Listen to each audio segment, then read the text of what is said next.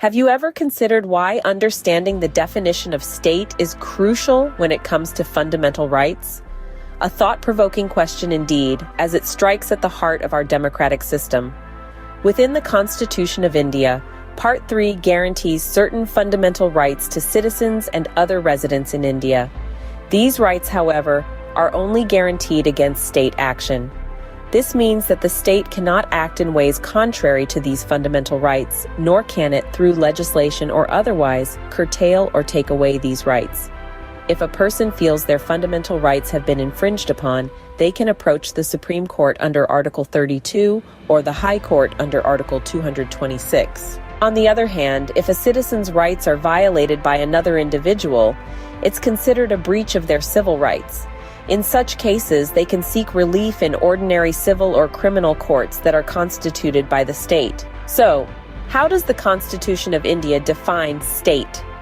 According to Article 12, state includes the government and parliament of India, the government and legislature of each of the states, and all local or other authorities within the territory of India or under the control of the government of India.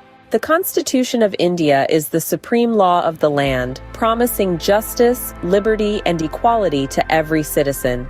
The Constitution also outlines the basic concept of the rule of law, thereby limiting the power of the government.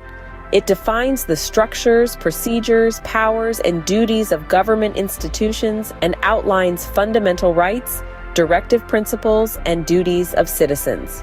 The Constitution prohibits the three organs of the state, the legislature, executive, and judiciary, from acting contrary to its spirit. The state is prohibited from interfering with an individual's fundamental rights and cannot act arbitrarily, irrationally, or unfairly. However, these constitutional remedies are only available against the state's action. In other words, fundamental rights can only be enforced against the state, not against private individuals. In today's era of privatization and globalization, numerous private entities perform functions of public importance. The limited enforcement of fundamental rights raises serious implications. What happens if these private entities or non-state actors violate an individual's fundamental rights? In conclusion, understanding the definition of state in the context of fundamental rights is of utmost importance. It shapes the enforcement of these rights and ultimately influences the preservation of democracy. It's essential to stay informed and engaged to ensure the protection and enforcement of our fundamental rights.